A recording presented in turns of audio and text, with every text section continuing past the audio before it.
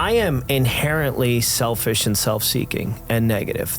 Most people are. They're selfish. You see it every day in the world. People do selfish stuff. You deal with it at work. You know, people that aren't drug addicts will step on your toes, and all these people are driven by fear. They're afraid. They're afraid of losing their money. They're afraid of losing their status, their power, whatever it is. So people are run on fear. And if it wasn't for having a crippling drug problem, I would have never been forced to find a new way of living and dealing with this. But I was forced to find this. And that's why I'm a grateful recovered alcoholic. And most people will never change. Most people, they don't have that maladaptive coping pattern to force them into change. For most of the population, they're just not self-aware enough to care about the problems that they have. Guys, before we get started, just want to let you know, if you have any questions for us, please click the link below. You could ask us any questions via email, and we'll get back to you by the end of the episode. All right, guys, we are here with very special guest, Phil O'Hara, episode 51, which is wild to Billy and I. We started out literally just after my seizures and depression, and after Billy came out of the hospital with pneumonia and flatlined, we finally said, hey, it's time. You know, let's get on camera. Let's get on the microphones here. Let's talk to some guys that've been through it. And I got the chills thinking about it. Our goal was to help one person. And we had all intentions on just being able to help one guy navigate life a little bit better. And before we got on camera here, we were talking with Phil, and he was sharing some stories about our guy, Dave Seidenberg, and some of the things that Dave has gone through and been through, and the things that he's doing for himself on a daily basis to make sure that he's the best version of himself, the best parent he could be. So Phil, dude, we're super thrilled to have you, man. It was great talking to you last week on the phone, getting to know you a little bit better. We know you've been through it. We know you're a giver and a helper and a lifesaver at this point. So, yeah, man, thanks so much for joining us, dude. Thanks for coming in, Phil. Thank you guys for having me. I've watched a couple of friends on here. I watched Matt Rega on here. Nice. Good dude, Reagan. Yeah. Good dude. One of the last guys to hand me my loss in the regions. Okay. You know what? Let's start with that. All right. Because the way wrestling goes, you almost have these guys that, you know, we're all in our own heads. I'm starting to realize. I've been coaching for a long time. I thought I was the only one getting in my own head, because sometimes you could see somebody walking around with that confidence, but you don't know what's going on. So my new media guys, the Messina boys, Nico, I remember watching Nico wrestle, and I remember watching him in his warm-ups, and he just looked confident as you know, like ready to go. Yeah, and he was just telling me Tuesday night, after I was done talking to the kids about like the mental mindset of wrestling and everything, he's like, bro, I was pacing back and forth. He's like, but I was a nervous wreck. And I'm like, dude, we're all human, so we all feel it.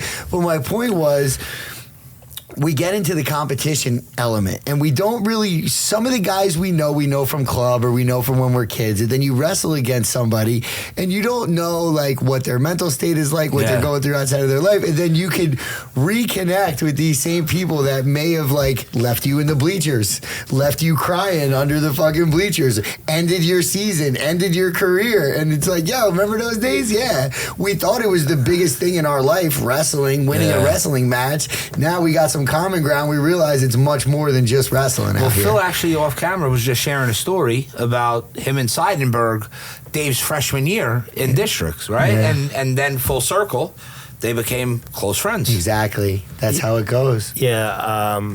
You know, me and Dave definitely started as rivals. You know, he kicked the snot out of me, you know, in the season freshman year, and then I got lucky in the districts later that season, and then they moved Dave into Raritan, and it was, and then you guys became teammates at that point. Yeah, which was like, you know, Nooch pulls me in and says, you know, so where was he at his freshman year? He was at Middletown South. Okay. He was at South, and was his brother at South too? Brother was in middle school. Okay, gotcha. Yeah. So he was a freshman. Okay. And, you know, here I am my junior year, like walking into a Saturday morning match, and Don Murph, you know, everyone knows Murph if you're in the wrestling world. Especially in Raritan. Comes up to me and says, you got a tough freshman. And I was like, whatever. It's a freshman. Yeah. And then I go out there and get smoked. He beat me 10-2. Oh, dang. And then later that season, you know, like I said, I hate this story because Dave will beat my ass now. But I got lucky. I hit him with a cradle in the districts. And then he became our teammate that following year. I think we wrestled once in the summer. And like that summer match, I remember there was a lot of people like around. It was like, you know, it was a big match. It was a big match. And then he became our teammate that next year. And you know, we see what Dave's doing now, right? I've watched all these videos talking about like how Dave used to be, and like it's like this thing, like Dave used to be really crazy. But the thing that makes me happy is like Dave was always a good kid. You know what I mean? I think he always talks about his anger, and like it's very apparent that like he was just an angry kid, but like Dave's always been a great kid. Yeah. And to see what he's doing now, it makes me really happy. Yeah. You know, I work in the recovery space, and right now Dave works in the recovery space too. Yes. I deal with substance. You know, he deals with it's pretty much the same program for success in life. You know, it's looking into yourself and improving yourself. It's not about what you're doing to me or what you're doing to me. It's about what I'm doing and how I react to what's going on around me. Yeah.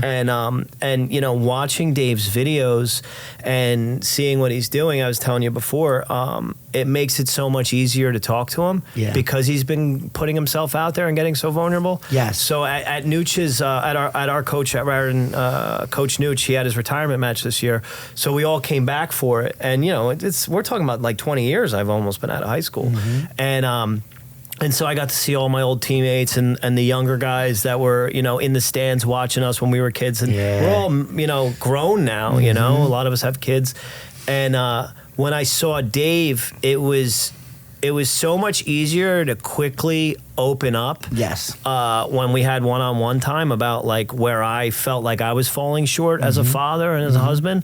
And like we've been talking about 5, 6, 7 minutes before I jumped into like, hey, so this is what I got going on, brother. I haven't seen him talk to him 10 years, but like within 7 minutes, I'm telling him about like how I need to be a better partner and a better father. And the conversation was just so much deeper than like, oh, hey, how you been? What are you doing for work? You know what I mean? It was like, hey, Dave like pulls that out of you though. He Because does. he brings the vibe. Like we filmed with Dave at my house, and right before Dave walked in, we were both like complaining and we were unsettled. Dave brings that air. We're like, it's gonna be cool. Let's talk about it and let's get through it. And it's I guess this is where I sound like everybody else. It's like it's so crazy to see that side of Dave. You're not the first person to say it to me. I mean, and like for Dave to be a calming presence in my life. Yeah.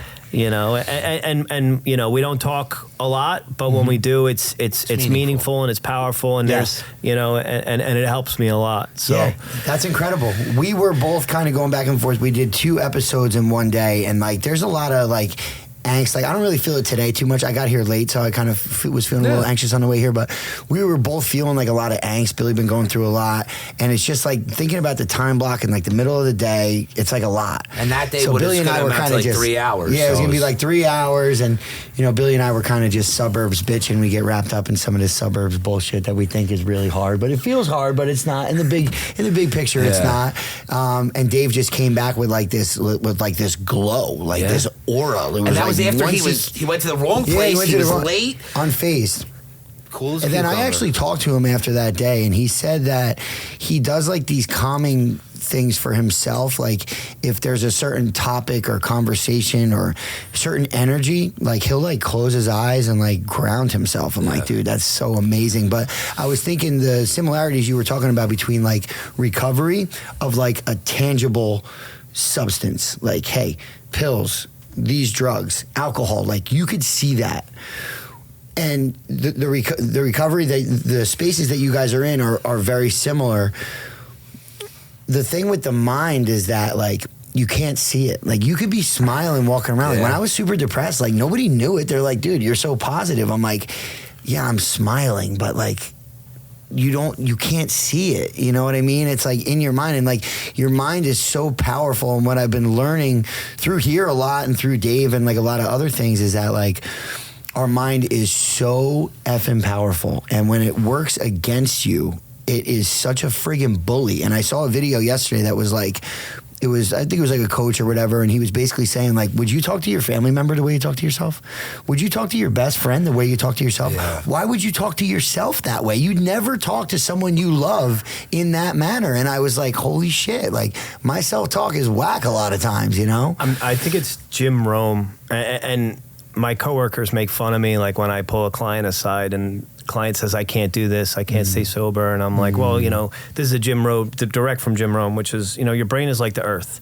Whatever you plant in the earth is going to grow. Yes. So if you plant poison ivy in the earth, poison ivy is going to grow. If you plant tomatoes in the earth, tomatoes are going to grow. And so when you put negativity in your mind and say, I can't stay sober, I can't do this, you're not going to do it. Yeah. You know, Coach Going was one of the first people to ever give me this lesson. When he was a coach at Raritan, me and Kevin Whalen had to cut weight, so we were running afterwards.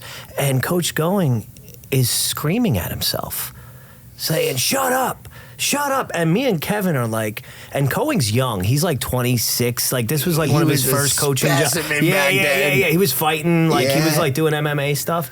And so he's screaming at himself. And me and Kevin are like, what the hell is he doing? And he's like, I'm talking to that inner voice inside of me, telling him to shut up. And we were like, some Goggins shit. This guy's a psychopath. I love it. Yeah, exactly. But you know, like to that mindset stuff, you know, when I and the recovery stuff and what we're dealing with Dave and the parallels, right? When I first was trying to get sober, I would go to these AA meetings or these NA meetings, and I was nowhere near ready, you know, but like I was searching for something. Was that a forced thing from somebody else, or was that on you? No, the first time at 23, I decided I needed to stop using pills. I did it. And that was a you decision? That was a me decision. Okay. This was the first time I called Coach Nooch crying, saying I needed help. God bless that man. We're going to get into him too. Yeah. But I've heard he's a really special guy. He saved my life, let me live on his couch. You know what I mean? Like I can't. Chills for days. He married today. us. He performed the wedding ceremony for me and my wife. All right, that's special. But no, 23 was the first time I tried to get sober, and I did it with a Harley Davidson, the Eminem Recovery album, and NA meetings. So I just I didn't know about detox. I didn't know about treatment. I had no idea what any of this stuff was. I just knew I was a wrestler and I was mentally tough and I could do this. And I did, right? And I did it for 10 days. I withdrew and I cried and I didn't sleep. And I went to these NA meetings every day. And I made it about 90 days before, you know, I said, okay, I could drink because I'm 23 years old. Clearly, I'm not an alcoholic. I just have a drug problem, you know. But when I would go to these meetings, somebody would raise their hand and call themselves a grateful, recovered alcoholic. And, like, that used to piss me off. Like, what do you mean you're great? Like, you're such a fraud. You're grateful that you're here. You're great. Like, and it would piss me off.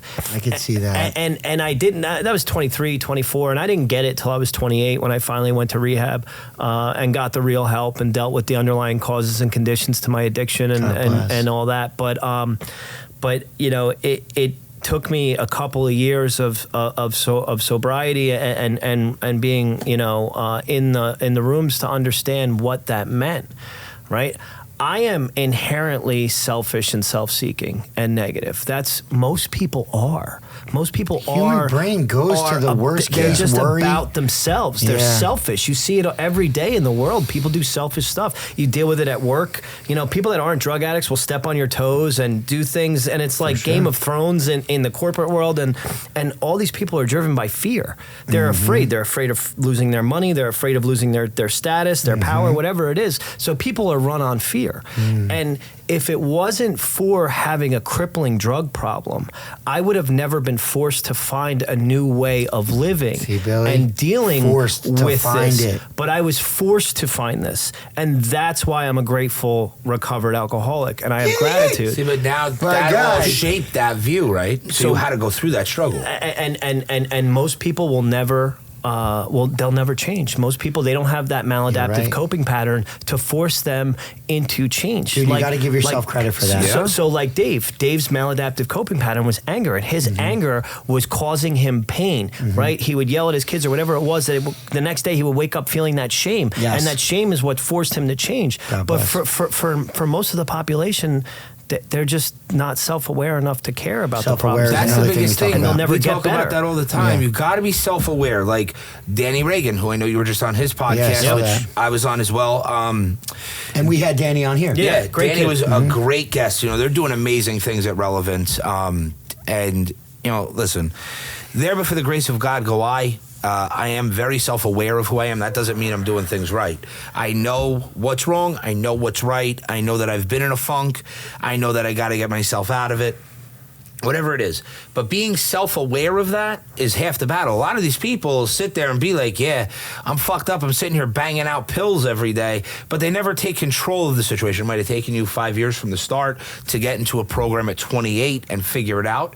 But you knew you had to do it. Yeah. There's a lot of people that will go their entire life and not even confront that monster. 100%. You know, so at least you had the awareness. At least you were smart enough to change then.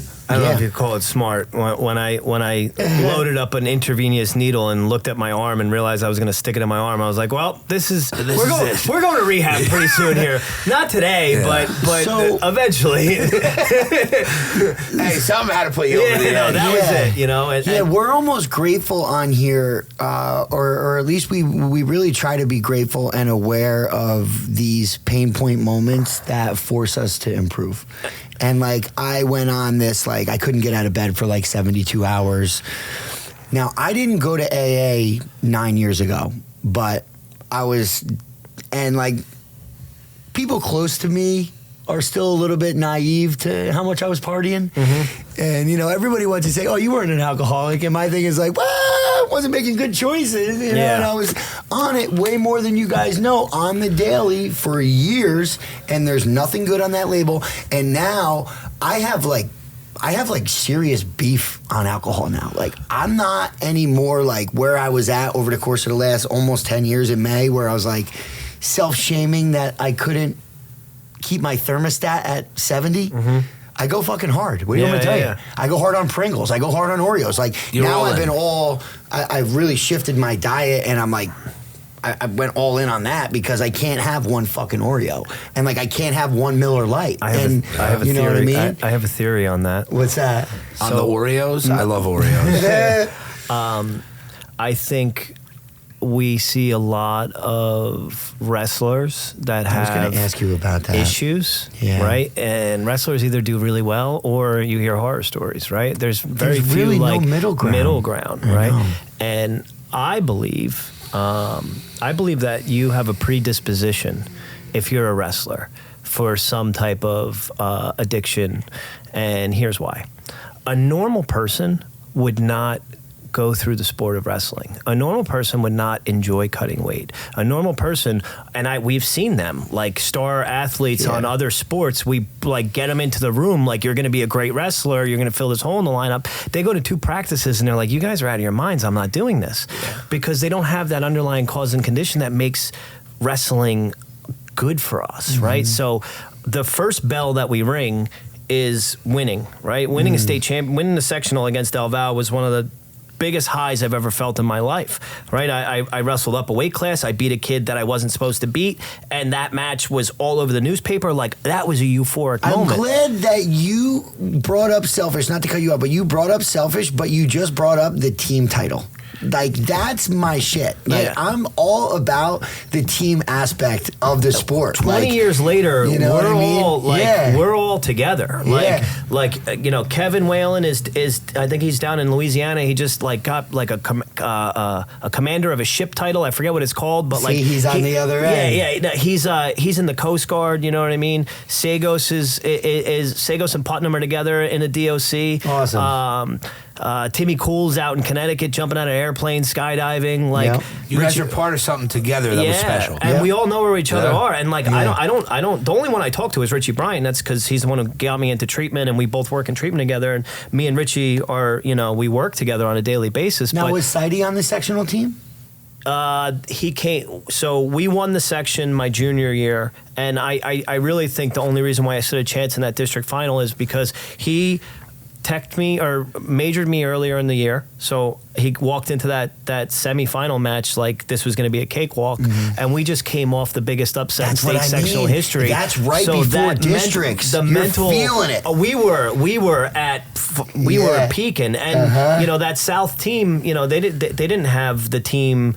Sectionals, they didn't have a team like that. It was Dave. It was Dave and the rest of Middletown South. So you were fired up. We were fired up. And he's probably in his mind, I majored He this was thinking kid. about the finals. Yeah. He was thinking about the finals. And he probably thought it was going to be a cakewalk. Yeah. So like the stars lined up for that match. Right. But I just want to go on record. That was the only time I ever beat him, and that's the only time I could beat him. So, Hey, right now I think you're calling him out.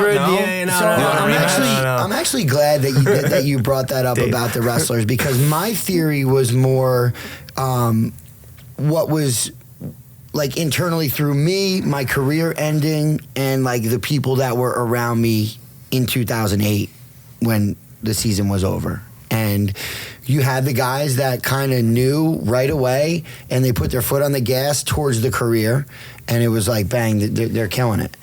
And then you had the guys that were going hard on other things. And like for me personally, I didn't have anything at 22 years old to utilize all the energy on. You know, I'm finding it now at 38, and I found it probably at like 29 or so when I stopped drinking and had a family and different things. But there is that window of time that you have all this energy. You're so used to like 3 workouts a day, goal setting, and then now it's like, okay, career's over. And it's like, now what? Yeah, what are you supposed to do hard now? on something. Yeah. Like, and they always talk about, you know, addiction being disconnection, right? And the opposite of addiction is connecting. And when you're connected to a team and you have a family, you know, especially for a lot of us wrestlers, a lot of us, our home lives aren't that great, which is what sends us into the rooms, right?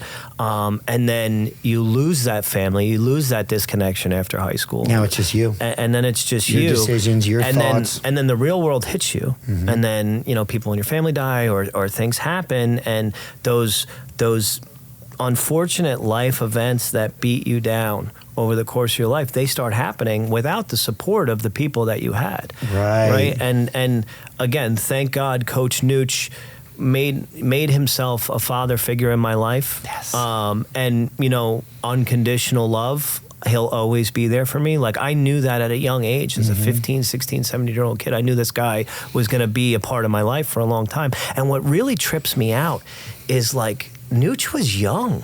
He was like 26, and I was. But that's those are the most relatable guys. But in my head, he was such a grown adult. And at 37 now, I look back at how young he was back then, and I'm like, holy crap, he was a kid. You know what I mean? But he had the mental space to let you know that it was okay. You know, it's funny you say wrestlers losing the team once, and that brotherhood once the season ends or the career ends.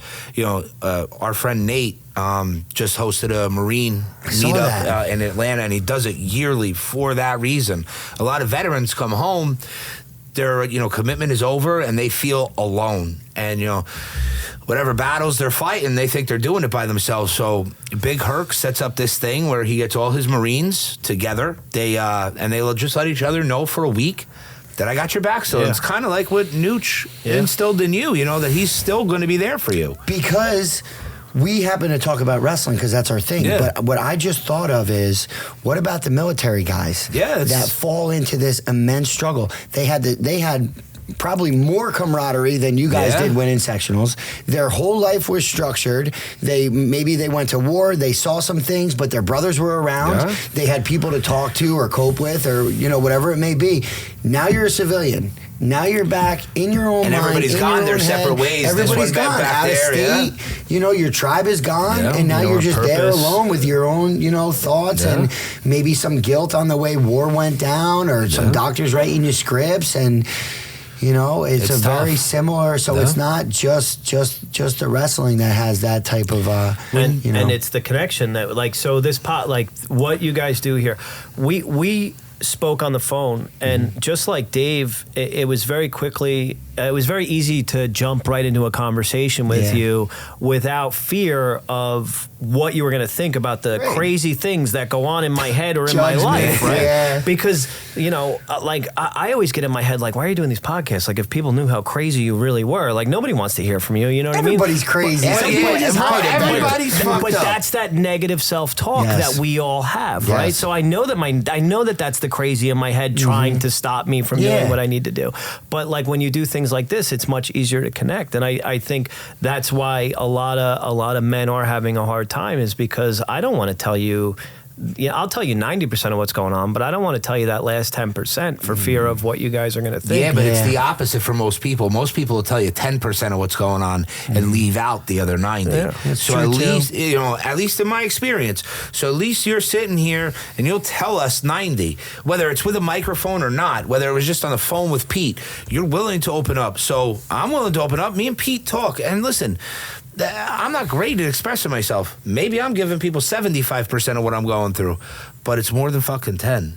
And I get better at it every day. Since me and Pete started this, talking and expressing my feelings and where I'm at has become much easier. Good, man. And like that community, I feel like we keep coming back to community no matter what it is. And like, it's very important. And even just to realize that, like, you're not alone. You're not crazy. Yeah. Like, you got little kids at home. Like, your bills are due. Like, shit's stress as hell. You know, you got the wife that, you know, maybe she's like, what the hell are you doing? Like, what the fuck? You said you were going to clean the stove. The stove is still dirty. Like, it's like always something. But like, it's never going to be perfect. It's never going to be perfect. But like, what I say is, being a dad or being a parent is only hard on good parents, because the other side of it, and we keep talking about other people and what they do, in areas of the country and, you know, right around here, wherever it may be, Father's Day isn't really a celebration. You know, where's dad? Oh, I don't know. We haven't seen him, you know, because the other side of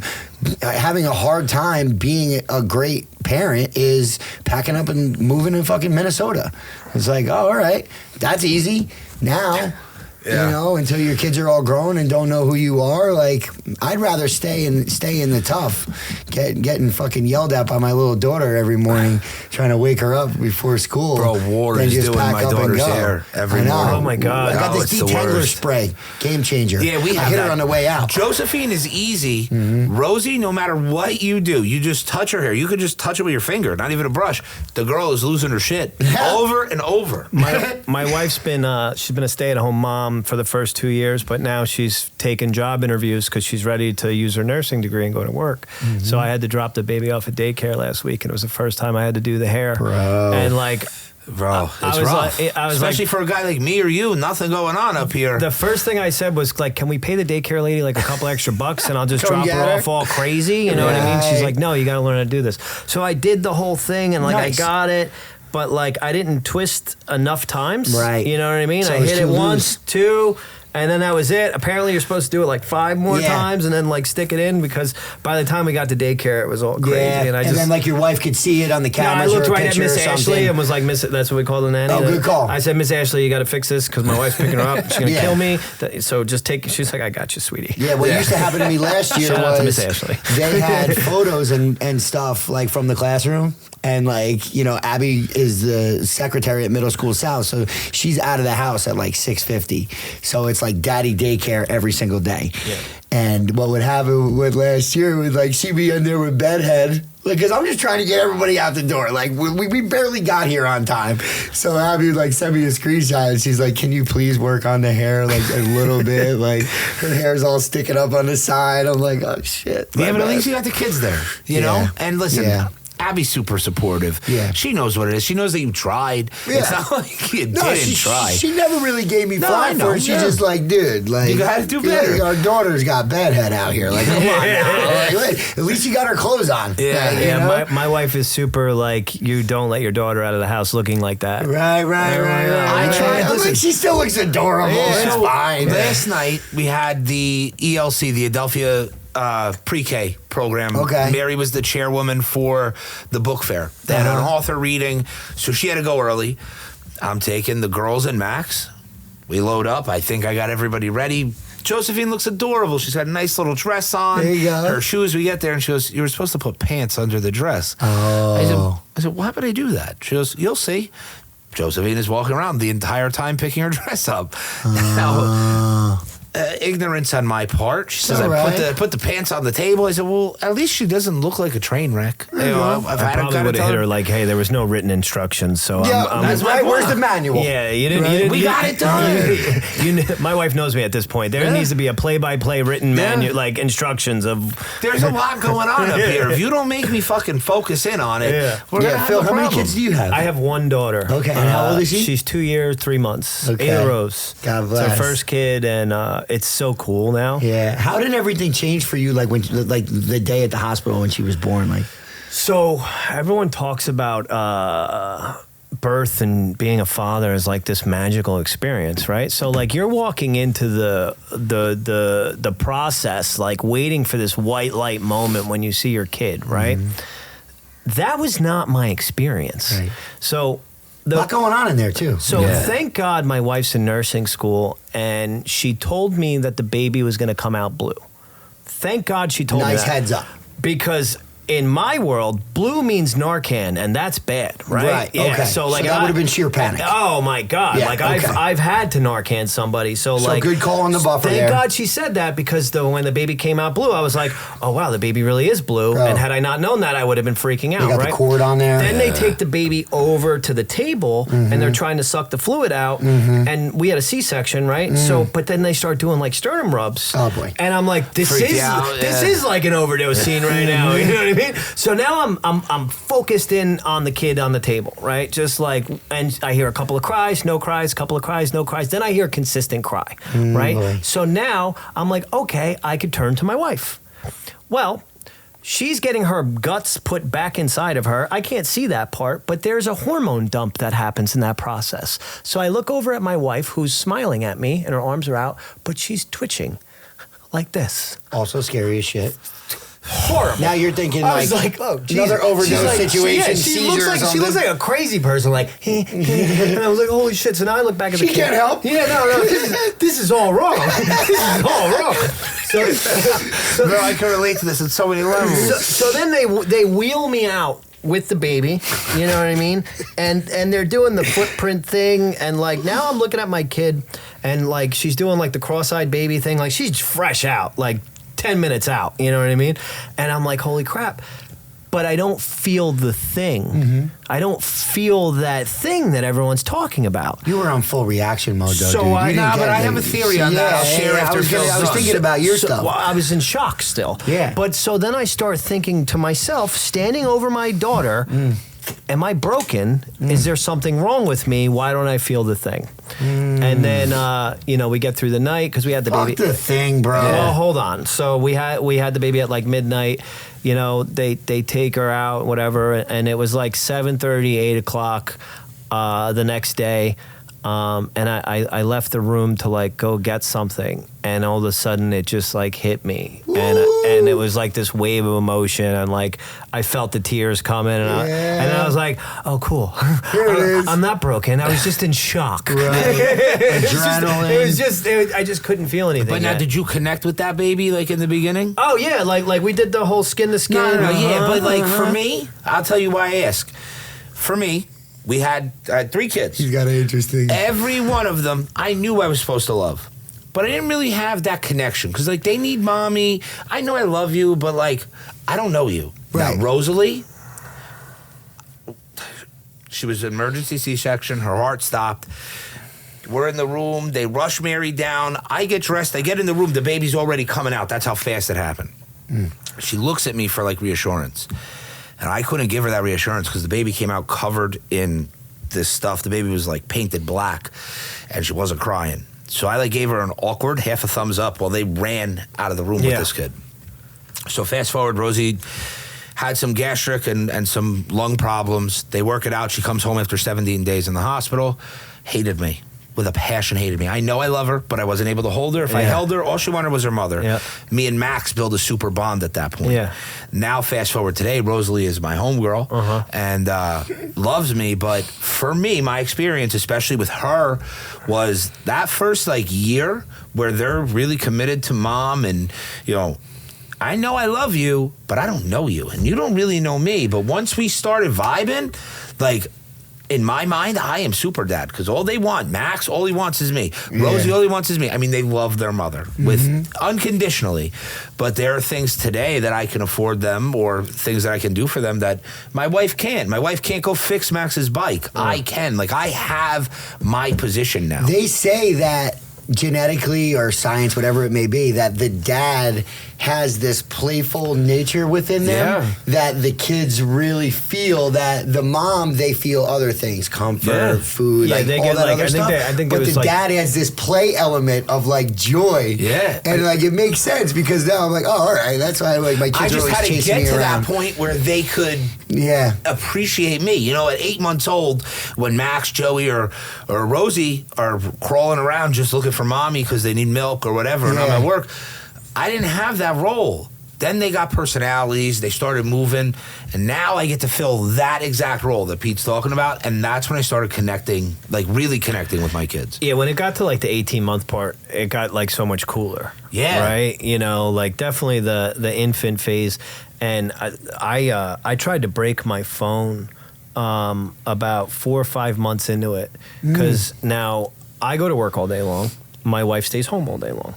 Right, my phone does not stop even when I get home at 5, 6 o'clock. That's where we're at. Yeah. And so now here's my new mother wife who's been home all day, trapped with a tiny terrorist. Right, 100%. Great way to put it. And then as soon as you get home, there's this handoff. here. It's your turn, almost with like an aggression. Oh, right? 100%. And because I'm out socializing, you know, I was golfing yesterday. A little bit of backsided envy going on there when their shoes during the day. right. Like, hey, this is mother effer. So, and like, I thank God for solid men in my life and therapy. Like, I know that like I just got to take this, right?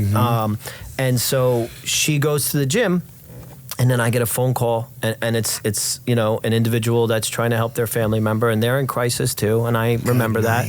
But here's my daughter screaming into my phone. Isn't that wild when somebody that you're on the phone with almost can't hear that? Like, Just- it's like, can I call you back? Can I call you back? She just did not care, and it wasn't an urgent thing either, To which them, is it felt what it, but really like really set me up. I've been So there. like I got through the phone call, but when I hung up, I bounced this thing off the floor as hard as I could with the intent of breaking it, but I have this otter box on there that it just bounced right up to here and then back down. And after that, when my wife got home, I said, listen. Did you let her have it a little bit? No. She was struggling with daycare and putting a child into daycare. Yeah. I think the mom guilt or whatever it was, Definitely. she wasn't okay with it and she was really struggling with it. Imagine. But I was able to effectively communicate when she got home, like, listen, like you're a stay-at-home mom, but you need time, right? So like 2 or 3 days a week, we need a daycare so that you can do whatever you need to do, whether it's, you know, go to the gym or, you know, whatever you need to do. I'm glad you saw that. And then she agreed, and that's when we found Miss Ashley, who is the best. We have like an in-home daycare lady. They're like generational baby people. Like her mom had an in-home daycare. That's perfect. Like my daughter loves being there. She loves my daughter. We love Miss Ashley. Yeah. I mean, I call this woman Miss Ashley. You know what I mean? Like it's great. But we needed that. We 100% needed that. I can share that sentiment. After Rosie was born, she didn't sleep at all. Not only could I not hold her, but I couldn't help. Like, she was sick. And she would sleep for like an hour a night. She couldn't drink milk. They were going to put a feeding tube in her. And like I said, I couldn't help. She gets pregnant with Josephine, and the one day she calls me and she says, I'm in bad shape. I need you to come home. I can't deal with Rosie anymore. I'm exhausted. I just need help. Yeah. And it wasn't easy. And like, listen, at that point in my life, I hadn't really prioritized family over work. So in my mind, I needed to be at work. I also knew I had to be with my family. So me and Mary sit down, and my buddy Tom told me about an agency, $200 a week. Somebody comes to live with you and they help with the kids. It was the best fucking thing we ever did. Honestly, it probably saved my marriage because she wasn't in a good space. Yeah. I was angry because I'm coming home from work. I'm trying. In my mind, I'm doing everything. Not that I was. My wife wife is an amazing mother, but it helped. And like you saying you needed that help 3 days a week, like, bro, I vibe with that because we were there. Like in a big fucking way, we were there. And you know, human history, we didn't live like this. Yeah. That's what I mean, and we that's what I had kept saying. villages of people That to helped with help. everything. The elders stayed behind while the youngers went to, you know what I mean? Yeah. We were not living like this. Yeah, my parents tell stories about their childhood, and they both grew up in Bayonne, and both of them had grandparents living in the house. Yeah. You know, both of my grandpas on both sides were both milkmen. They were out and about. One of my grandmas was a teacher, and so my great grandparents were all hands on deck on the daily. Yeah. You And know, we didn't have levels of depression and anxiety and all these different things going on. because the dads can kind of come home from work, have some cigars, talk to the boys, play cards, do it over the different next world, world. just in Different world. society in general, like Yeah. our biologically, we were not meant to be living the way that we're living. Yep. You know, we had to worry about food. That was what we got anxious about, is where we're going to eat. Exactly. Now all that everybody's stuff's caught up right in the rat there. race, So yeah. it's like, what else can you figure out a way Now you're forced to be to sit afraid around. of and think of terrible things to have anxiety about? Yeah. Exactly. You know, Exactly. and then That shit makes makes me scary too. Yeah, it is. You know, when It you're is when sitting you there, really, an like- idle mind, bro, is like the worst thing. You know, especially if you're like on the cusp of being in a bad place. Right. If you got 10, 15 minutes to just sit there, you're gonna wind up in a bad place. I know, man. I know. They talk about like solitary confinement and different things Oh, with people my in prison. God, It's that like, you would- know what I mean? Like, but so Matt was here last week, and I was telling him that like at night, like, you can't control anything. Like, there's nothing you could actually do. And then maybe you try to like force yourself to go to sleep, like whatever it may be. So I was kind of just voicing out that like night times get a little bit tough for me, you know, like going to bed, you know, and I'll be tired of shit all day. Yeah. So Matt said that he does like this wins list for himself. And I'll get wrapped up in like this. The bus is wild. The morning is wild. I have a hard time settling down. Work is wild. Then we're off to football. It's like a lot of pent up. Yeah. You know, and then at night, everyone's sleeping. It's quiet. All I wanted was quiet all day. I finally have the quiet. And I And now can't you're going shut nuts. my You wheels can't shut it off. off. So Matt said, do like these daily wins of the day. So I've been going into the notes on my phone every night, and I'll do like, hey, I just like kind of map out the whole day. Yeah. You're singular focused on the things that you did good, and it's worked. He was here Wednesday. It's worked maybe 5 out of the 6 days. 2 nights ago, I was up till about 1:30, tossing and turning. It's like you'll have one bad thought, and you get off the exit, and then all these other exit ramps start popping up. And it's like, bop, bop, bop, All bop, it takes is one. this, and then like I can't bring it back, like reel it back in, like get back on the parkway, recalculating. Like I can't just recalculate it down like gratitude or, you know, appreciating tough. what I have. Like it's hard to find that mental roadblock like Todd was doing, yelling at himself. Like I need like a strategy to like yell at myself. Joey Lango used to tell the kids before the match, if they started getting worried, to visualize a road is closed sign when they start having self-doubt before their match. Visualize that road is closed sign. Now you could see it in your mind. All right, we're not going down that road. Like You've said that before, and that's an Yeah. interesting outlook on it. 'cause yeah, you- but I got to figure something out for myself. Yeah. You know, even last night was a little bit tough to go to bed. I went to bed at maybe like 11:30. but I mean, listen, 5 out of the 7 days since you Yeah. started doing that, I mean, you got pretty good odds. I mean, you're doing pretty well here. Yeah, no, it Especially was for- huge. The for first night, I something couldn't new. believe it. I woke up the next morning. I was like, "Holy shit!" I was asleep by 10 Yeah. o'clock. So, I mean, you're writing the wins for the day. You're fucking. That's the Well, win for take the it. day, Yeah. bro. Take but that's it. another strategy that we've learned from somebody Yeah. that is just It's talking about what they do taking to a feel little better. bit from everywhere and Yeah. seeing what works. It's funny. I just got a text message from Mark Sullivan, who is my sponsor, and he works with like high level musicians and stuff like that. Like he's in Vegas right now working with clients, but he just sent me his gratitude list. Oh, amazing. Literally, as we're talking about this, his gratitude list comes in, but this is every single day this man Good. sends me his gratitude list. Good. That's awesome, And I'm Phil. glad he sends it to you. I Well, forgot to text my buddy, but He yeah. sends it to me because he wants me to send it back. And I fall into routines where I do it, and then I stop. Well, it's easy But to get out of routine. This man has sent me a gratitude list every day for the last 3 years. Every single day. He God starts bless. his day with a gratitude list. That's amazing. But again, we keep talking about like how it's all the same recovery, right? Like Yeah. this is a high level like substance, abuse help guy who's talking about gratitude lists. Sidey's all about gratitude. He's got the it's- journal. Have you been using your there's journal? so much synergy. Sometimes. Have you been using yours, Ev? Good. How's it working for you? Good.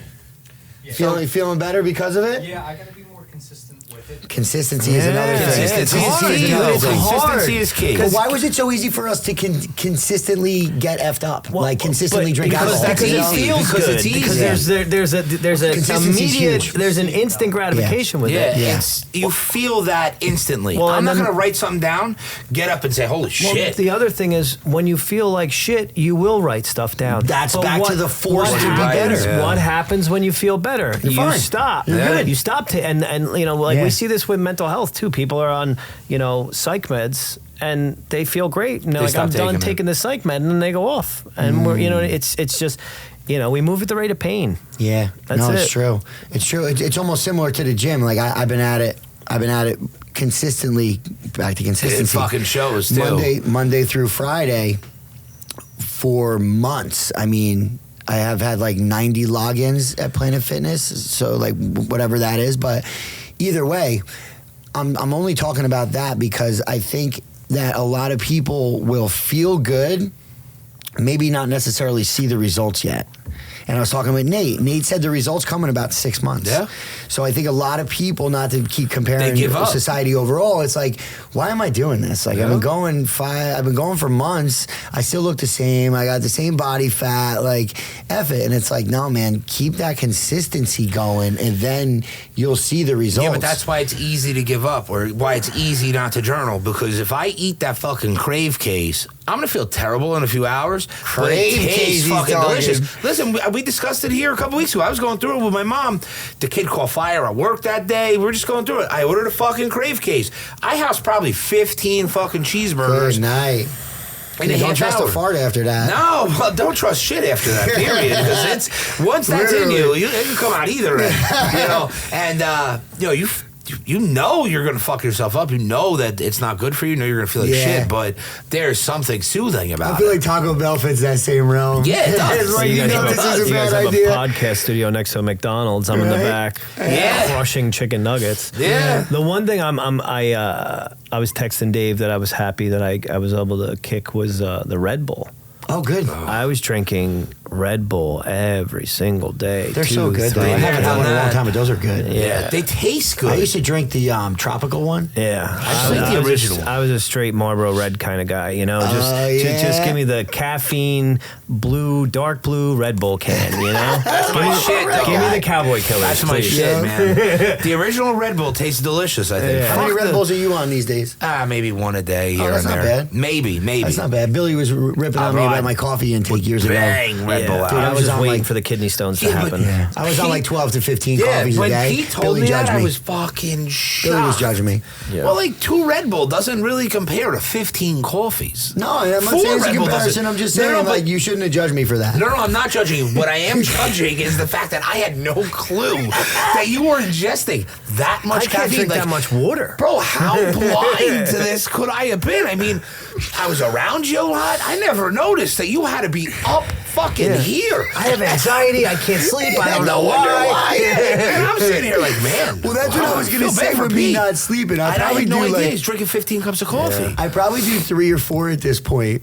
but I think I'm fucking my sleep up because every day about 5 o'clock. Oh, that's killing you. I'll rip a black coffee. It's killing you. Me and my wife been together for like 8 years, and before we had the kid, and when I first started doing the job I do now, I would leave the house at like 7. I wouldn't get home till like 9 o'clock at night. Like I was legit working all day long. And I would come home to tell her about my day, and it would be 9:30, 10 o'clock, and I would be just had a coffee. And she was like, "When was the last shot of espresso you had?" And I was like, 5:30, 6 o'clock.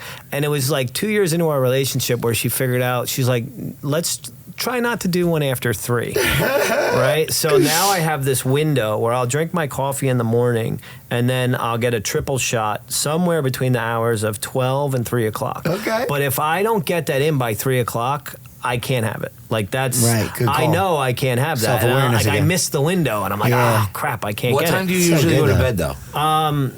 It's so crazy now that I have a kid.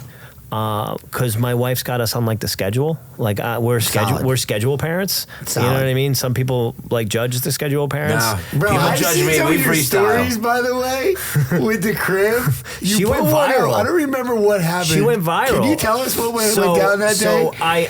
So me and my wife, we have a routine, right? And we wake her up at the same time. We feed her at the same time. We put her down at the same time. But I go to bed around 10 o'clock, by the way. Okay. So usually, unless something happens. So we are doing the bedtime routine. And what it is I put the baby into the sleep sack and my wife sits down in the chair to read the book, and then I pick her up and I give her to my wife, right? And she gets the bottle in the process. So I give her the bottle, I close the sleep sack, I pick her up, and I'm getting ready to give her to my wife, and she chucks the bottle. And this bottle never comes apart, and it didn't come apart. The nipple popped out. It was so weird, right? The way that this happened. So the nipple pops out, and now the milk starts leaking all over the floor. And I'm like, oh, shit. Oh, that's right. And I bend down to pick it up, and she goes, oh, shit. Oh, shit. Oh, shit. And she said shit like 20 times in every type of tone you could have said it. And the last one was like, oh, shit. Oh no! Oh, and she sounds like Donald Duck, but like the oh no is what gets me because like she knew the proper context of oh shit. Oh my god! Yeah. So anyway, we have this Nanic cam and it plays and my wife posts it and then like the next day she's like, babe, this is up to like 10,000 views. I'm like, oh my god, that's a lot of views. And then like the next day it was like 30. I'm like, oh my god, flash forward to like, babe, it's at 7 million views. That's and it was wild. shared like 400,000 times. I can imagine. For like a week, my wife It's thought so she was going to relatable be for like parents. a social media influencer. Right, That was I a bet. fun week. There was I all these bet. Amazon packages coming in, Right. tripods. Let's get a different tripod. I was thinking, like, we're not doing this. We're not doing this. No, I know. It's wild that things can catch fire like that. I just always wonder, like, where the money comes from, though. Like, you got don't nothing get it. on that? You know what I mean? No, but wrong we got some app? free stuff. Okay. Well, but like there's there's ways you can monetize it. Right. TikTok is different. But Yeah, that's what I all was the thinking. What was that, platforms Instagram it change. caught fire on? yeah, it caught fire on Instagram. You know what I was stoked to find out? The grill guy is from Middletown. I know. He's got I Middletown love his North stuff. gear on. I love and his I'm like, stuff. dude, this dude's from Middletown. He's like, great. I want to run into this guy. Yeah, he probably will. He's Yeah. involved with like the Red Bank Running Club, and I've always like thought about going there, but it's like Saturday We mornings. gotta get the grill guy on here. Yeah, oh, that'd be amazing, dude. He's fucking we gotta start hilarious. I think he's messaging a the grill teacher. guy. Tag him in this. Clip I think this. he's a This is gonna teacher. get clipped. Yeah, Grill guy, we need you. Grill guy, we need you. For It's, sure. social media is like a different world, though. Like, you can monetize it. I know kids that listen. The kid Kono that was on here. Yeah. He's got a very active TikTok account, and he just hit 100,000 subscribers on YouTube. He's doing really well with it. But it's funny you said that. My wife thought she was going to be a social media influencer. Oh, after Max's during truck? COVID. Yeah, my kid had gone viral like 4 times. He's got like 5 million likes or whatever on TikTok. And my wife finally just was like, enough is enough, because people start commenting crazy That's shit. where it gets weird, bro. So we have a girl that does social media for Legacy Healing Center, my job, and we call her TikTok, right? And so she's got a viral TikTok page. So when this thing goes viral, I reach out to Nicole and I say, like, so what do we do now, right? And like she gave me some ideas and like what we had to film, and I decided very quickly that I didn't want to do that. Yeah, I don't blame you. You know, like I didn't like. And it's an easy decision to make. Yeah, like I would have had to start filming content with my kid and I like know. making That's her. fucking creepy in and, like, 2024, listen, unfortunately. There's people that In do my it. mind, There's for the people viewers, that for do us, it. it's amazing. That's cool. You know Like, what if I mean? we're filming it to keep in our family and enjoy and Yeah. laugh, cool. But like when we're like propping my kid Yeah, up to try and like exactly. figure out how to make a See a financial. lot of that stuff. Yeah, like for me, I'm okay. I'm all right. I don't need the fame. Yeah, I I don't hear need the ya. money. I prefer the relationship with my kid. I Exactly, feel the bro. You know same. what I'm thinking about, though? Like, us dads, we got the camera on our phone, but remember the dads rocking the shoulder camcorders, joints? Yeah. Dads are in the back. It was always the dad. It was like a boombox. Well, you know, imagine how hard it would have been for me to film or Mary to film Max running my my flatbed in the driveway, walking around with this big fucking thing that you had to charge every 3 minutes. Oh, you know what I'm sure. saying? Like, it's so accessible to film it. Yeah. But like, I don't need to share those videos because, like, for me, it's special seeing my son now. He can, since he's 3, we're in the automotive space. We have a whole trucking side, and he can legitimately run a tow truck. Since the time he's 3, during COVID, that's how he went viral. He would load his Power Wheels on my flatbeds. I enjoy seeing it, and it means something to me, so I'll film it all day. Yeah. But all these people, like the one video was him unloading a police car Power Wheels.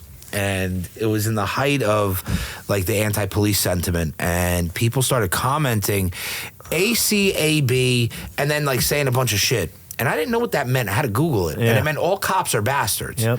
Like, what the fuck are we doing? This is a 3-year-old. I had one. A 3-year-old. I had a woman comment on this page, on this post, that we were raising an emo school shooter. Oh, she said, Yeah, "This it is sucks the fun terrible right out of it, parenting. bro." It does, just like that. You're raising an emo school shooter," and it was like. Again, though, this goes back to like the Seidenberg stuff of like not allowing that type of stuff to even like penetrate the mental moat that you've built around yourself, which is like, huge to have that mental moat for yourself. but this lady spends her day on social She's media, trolling people. That's trolling the thing, people, dude. and I there's told so the much young kids. negative energy out there, and like, Yep. you could find any post and find people arguing. About That's what I mean, and like stuff. I'll end up in somebody's comments, and like I'll end up scrolling in there, see what people are saying. Yeah. But You know what I did? I joined like Facebook pages in like towns that are out of state. And start shit. just checking it out. Oh, I love it. Just Oh, like, dude, the local town He's pages. starting the pot. Yeah, he's starting the pot. But we You doing don't even live there. I'm pissing You're off some done. guy in Arizona. You're done shit on my grass. I didn't clean it up. Yeah. You know, fireworks going off at midnight. We have some of those in town. We have some people on the Facebook pages that are just there to start shit. Yeah. And like there are people that are smart enough to say like, bro, you don't even live here. What are you talking Right, about? Like, right. But it's funny. I was talking to the wrestlers like 2 weeks ago, and I literally said, like, don't take criticism from somebody that you won't take advice from. So, like, Sharon in the local town page, she's not someone that you're going to call for advice. So why does anything that she have to say about your daughter and how your life is, why would you take that to heart? Now, easier said than done, but... You know, because I'm trying to talk to these high school kids, like, hey, so-and-so said this. Like, would you take advice from that guy? Yeah. No, I wouldn't. So don't let that slow you down. One of my friends, Chris, he's very successful in the treatment space. He put a post up, and, you know, it's people doing better than you will never criticize you. It's so true. I agree with that. And, like, I felt that wholeheartedly. Because when you start to do, even like this podcast, you have people that when this podcast hits their phone, they're like, ugh, fucking losers. Oh, yeah. Look at these losers. Who do they think they are? You know what I mean? Like, 100%. It doesn't matter. If if people aren't hating on you, you're not doing something right. That's true. Right? Like, and I learned this very quickly when I came up here, you know, and I started doing the work that I do. Like, it was crazy. Who how does he many, think he is? Well, yeah, or like he's a piece of shit. That kid, he was a piece of shit as a drug addict. Still judging you from what you were doing. There are people that can't wait for me to relapse so they could say, see, I told you he Definitely. sucked. Now, how long do you have clean? June 3rd, 2016. So I have like 8 years. Congratulations, Thank you. Good bro. night. Yeah. And you know, I just, it didn't work anymore. People use drugs and alcohol to escape, right? Yes. To escape their pain. And the only reason why I survived is because the fentanyl flip didn't happen till after I left, because if it would have flipped to fentanyl, I would have died like everybody else. But I got out right as the fentanyl started coming in. But the drugs stopped working. You know, I eventually had to start shooting heroin to get what I needed from it. But like, I would shoot it and I would feel good for about 30 minutes, and then the anxiety of where I was going to get more came in, and then I was miserable again. So Right. like the relief was like 30 minutes and the rest was misery.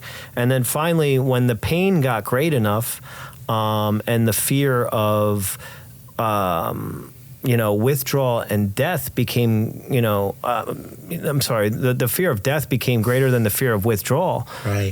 That's when I started looking for a new solution. That first time I tried to get sober at 23, I made it 90 days before I started drinking, and then my cousin died. I went to his funeral, and I have one of those crazy families where the pills were there, and, I could do just one, right? And then once I relapsed, I was like, all right, well, I can never do those 10 days again. Like, that was so hard. So I'm going to be a drug addict. And I accepted the fact that I was going to be a drug addict for the rest of my life. Like, that's just what I had accepted. And then I ran it to the ground at 28. And when I finally said I needed help, Richie Bryant was a 215 pounder on that state sectional team. He was a sophomore and I was a senior. And he was one of the guys on the wrestling team that I was friends with, but like I hung out with. Right. You know what I mean? Not all of us hang out. Like Richie was my friend. So Richie had came to my house about 2 or 3 years earlier. I was selling drugs at the time. And he came over, and the day before I had given him a bunch of drugs for free, like a bunch of pills, right? Pharmaceuticals were like the thing, oxys. I remember those So days. he came over, I just gave him like 20 pills because I was flush with money and pills. Here you go, brother, I love you, take them. Came back the next day for more. And I was like, Richie, I can't like give you any more free. And he's like, I got money. So he puts all this money down. I give him his drugs, and then he starts raking the money back in. And I'm like, what are you doing? He's like, I just paid you. He was all messed up. I just paid you. I'm like, with that money. And he was like, oh. And he starts giving the money back, and I was like, Richie, like I can't give you drugs anymore. Like I can't do this. Like I wasn't like a heartless drug dealer. I wish we had more of those out here. No. Like I was like, dude, like you're cut off. Yeah. So Richie ends up in treatment like 3 weeks later, and then he's down in Florida. I'm up here. And my life starts to get worse and worse and worse. The investigation happened. I was on the run. Coach Nooch let me live in his house, knowing that they were after me, and I lived in Toms River. And then I got out from under that. I didn't get in trouble. And I just, the next 2 years, it just went to hell. And the whole time that my life was going to hell, Richie's life was getting better, right? So I saw him on social media. We would talk like twice a year. It wasn't like we weren't talking just because he was sober, but like I talked to him and like he's got a sponsor. Then he's got a motorcycle. Now he's got this job working at this treatment center. Then he's got, his girl. And then the last phone call we had before I called him, he told me that him and his girl Courtney were pregnant and they were going to have a baby. So that was like maybe like a month before I called him. And then I lost my job. I was in the union. My car got stolen because I was so messed up at the time. I would just leave the keys in the ignition of the car. So some kid just jumped in it and took it and like dropped it off in like Kingsburg somewhere, and like they didn't find it till after I was already in treatment.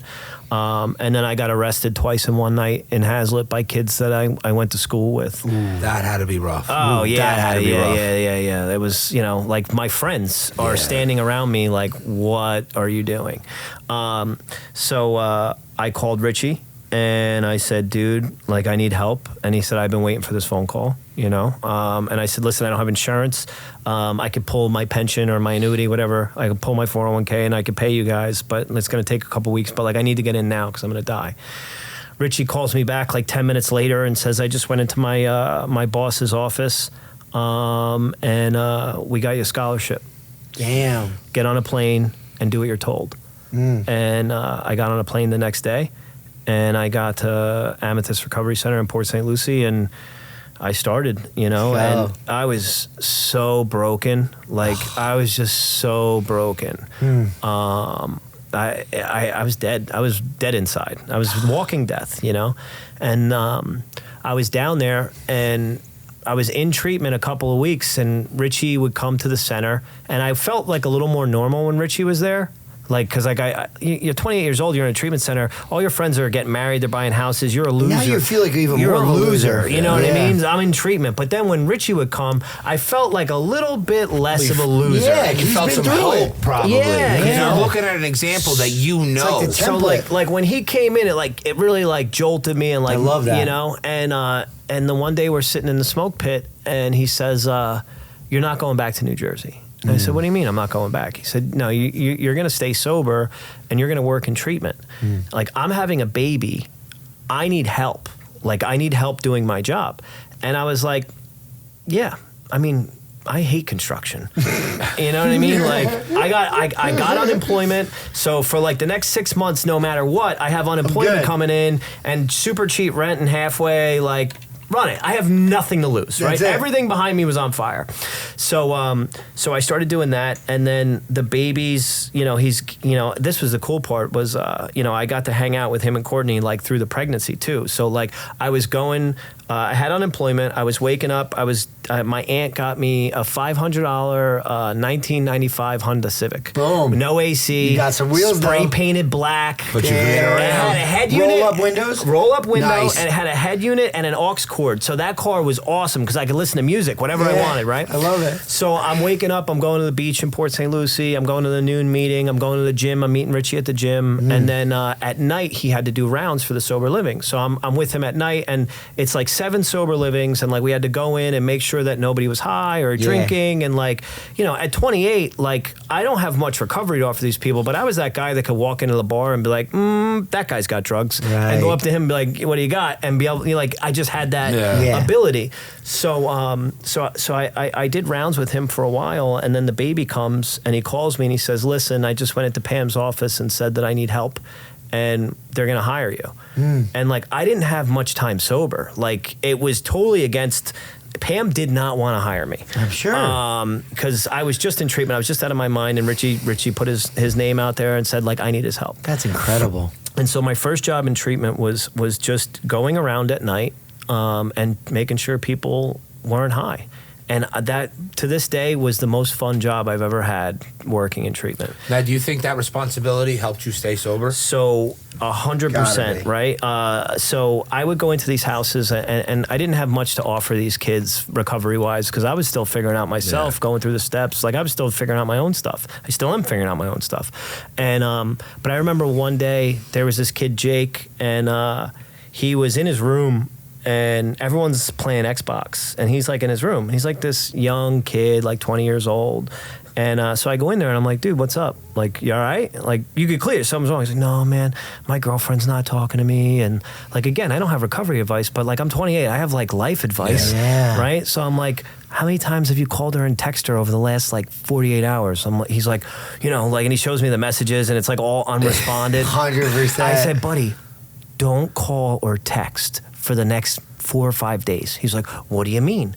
I said, right now, you need to completely pull back and just ignore her. And even if she reaches back out to you, still ignore her. And he was like, are you sure? I said, just give me 4 days. Bro, you got to turn your phone off at that point so you give don't. me You got to throw the phone against the floor. Give me 4 days. And he ignored her, and next thing I know, I come to do rounds like a couple nights later, and he's like, dude, like, she's coming down, she's getting on a plane, she's coming to visit me, and I was like, yeah, we got it. That's a fucking We got win. it. Let's We go got back it. to that team morale, You know dude. what I mean? So like that was fun, right? And I got to work really close with people, and then in that process, I got trained to be a recovery coach. I went and trained to be an interventionist, and then we started Hazlitt Hope, and with Coach Nooch, and with the chief, both deputy chief and chief of police at Hazlitt, and Mr. DiNardo, and a bunch of other people in the town.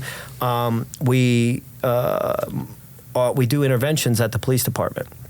So when they arrest somebody, instead of them just getting released, we go to the police department and say, like, do you want help? Right. And the other focus that we have is the wrestling community. Amazing. 80 kids from Raritan have died since 2001. And people talk about that stat, and like, Raritan's not unique. We're just the only school that has me and Coach Nooch sitting there like, put a magnifying glass on tallying it. That exactly. I guarantee you, Howell's got similar numbers. Yeah, well, that's the thing. It's like, everywhere you think has Raritan, similar numbers, right? Issue. So, and it's nationwide. It's not just New Jersey. It's not just the Jersey Shore. Yeah, so it's everywhere. So, but guys like you and Nooch are super rare. So, and I'll tell you what, I give you a ton of credit for stepping up at the police department to intervene, for sure, and giving people that option, because they're at the lowest they could be. You're in the police department. You've just had that encounter.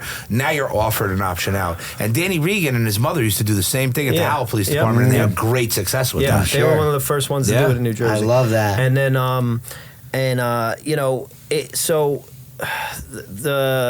the wrestling community, though, that's been like the other focus, right? So we've lost a bunch of wrestlers. Nooch has lost, I think, 8 wrestlers. We lost 2 in 2 weeks a few summers ago. Yeah. And I think the coolest stuff we've done beyond the police department is like the wrestling community and the guys that have reached out to Nooch either like for support or like for thumbs up, but like I got connected with Matt Rega, who I had not spoken with. He beat me. He beat me. He handed me one of my last, second to last loss. It was him and then Quinn from Southern. Yeah. Those are my Sean last. Quinn? Yeah, I remember him. I think it was Sean. Yeah. Those are my last 2 losses. Yeah. So I never spoke with Matt. He was just one of those losses that you'll never forget. And then somehow we became friends on social media because of the Hazlitt Hope stuff and like the wrestling community. And then he hit me up because one of his friends on his team needed help. There you go. And that's how we started talking. I love And it. and now Matt and me are like, that's my boy. You know what I mean? I had my daughter. My wife was like, listen, I got to go do something. So it was like daddy-daughter day. Yeah. And I texted Matt, like, what are you doing? He's like, I'm at the shack. Yeah. So me and my daughter got in the car. I took her to the shack. We went to the Yes. aquarium. I hung out with Matt and his mom. You know what I love mean? it. That's like, awesome. It's incredible. Like, to me, like, that's what I love about what we did is that, like, like we're here for the community. Because, dude, like I said, there's a lot of wrestlers that are jacked up. Yeah. We did that Fight of Your Life documentary on Flow. God bless. With saw Gregor that. Gillespie. Yes, you know what I Gregor, mean? that's right. And like that was such a huge honor. Like, listen, I'm so glad how open he got in that. And like, I remember watching him in NCAAs, and you would never think that somebody that is on TV like that, wrestling in the NCAA finals, would go through it. and like it doesn't discriminate. It doesn't. But like, I'm not a Dave Seidenberg, a Dan Seidenberg, a Matt Rega, a Quinn. Like, I wasn't a D1 wrestler. Like, I wrestled for 4 years. I won a district. I wrestled for 1 year in college before I got kicked out. Like, I'm not like this superstar wrestler. But I was in a documentary with a UFC fighter and a national champ. You know what I mean? So like, it's just been like a really cool ride. I love it. And I love that it always comes back to wrestling and like even here, like I'm on this podcast because of the wrestling community. Definitely. So it's wrestling is definitely something that is one of those things that define me as a person. I think the reason why when I stuck a needle in my arm, I knew that it was almost up, right? Because some people use until the point of being homeless and they're in Kensington. Like, I think wrestling is a huge reason why I didn't make it that far down.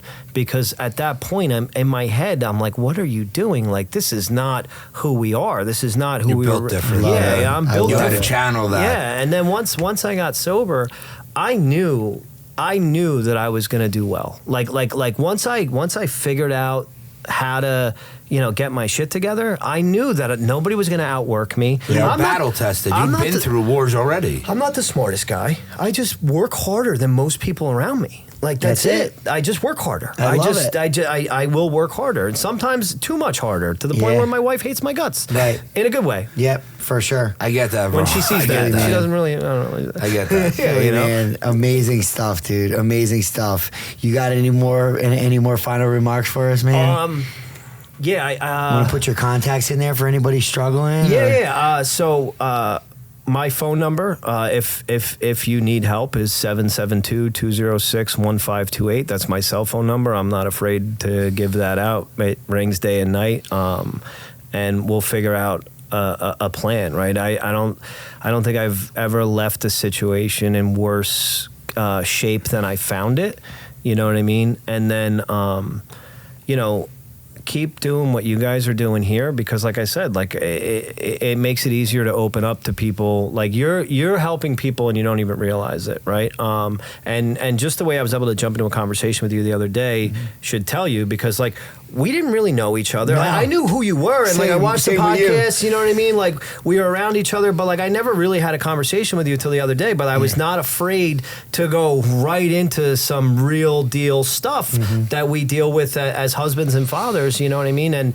And so I like, you guys are like a ripple in a pond, you know what I mean? Like you guys are making waves, you know? I appreciate that. Doesn't matter how that. big the pond is, you know what I mean? It's you guys are making waves. Yeah, but you got to love realize it. that for yourself too. Exactly. Because listen, in a space that's very important with Yeah. substance abuse and recovery, You're doing your thing, bro. And there's a huge thanks and gratitude that I know I have for you, and I'm sure Pete, because 100%. people can't feel alone. It's, I've been sitting back watching for years without knowing you, man. Somebody said this to me that most people don't know that there's like a whole garage full of blessings with their name on it. They don't know the garage exists. Yes. And even if they knew the garage exists, they wouldn't know the code to open the door. But once you figure it out and you connect with whatever that is for you, and that garage opens, it's game on. I love right? that. I used to drive around nice neighborhoods in Homedale being like, oh, it must be nice. Like, must be nice to have this. Like, I'll never have that. Like that poison ivy shit in my head. I never thought I could be a father. I never thought I could be I didn't think I deserved any of that stuff. The reality is we get beat down, right? And a lot of it is inner child stuff. Right? Like the 13, 14-year-old version of me didn't stand a chance. Like my therapist, August Ledman, tells me that all the time. Like, you didn't stand a chance. And he's right. And like when I put all that stuff together, I didn't want to like, I didn't feel bad for myself. I just wanted to like take a time machine to the 12, 13-year-old version of myself and like tell him it's going to be all right. Yes, right. But I dealt with that inner child stuff. You guys might be, struggling with stuff out there that you're 30, 40, 50 years old, and you don't want to admit that it's this broken kid inside of you, and you have to go to a place that you don't want to go because you stuffed this shit so far down into this perfect little box, and it's been down there for a while, but your reaction to your kids are suffering, your life is suffering, you're not the best version of yourself because you won't face this shit. And like, that's really being a man is facing this shit, like, and crying and cutting it out. Like, you guys got to fucking face your shit, dude, or your kids are going to suffer. You're right. I don't want to pass along generational trauma to my kids. Exactly. So the stuff that went on in the generations before me that affected me, I have to shield my child break from. the cycle. And in order to do that, I have to face this shit. And that's the best advice I have for anybody. Yo, good for you, Phil. Let's My go, man. baby. Thank you. That was Let's good. on that note. Yeah. Thank you, Phil. Thank you. Great stuff, man. Keep saving lives. All right, guys, thanks for checking us out. Reach out to Phil if you have anything. Feel free to reach out to me or Pete. We're always here. Please like, share, click the links. We're thankful for any and all support. And if anybody wants to be a guest, please reach out. Have a great day, guys. Thank you.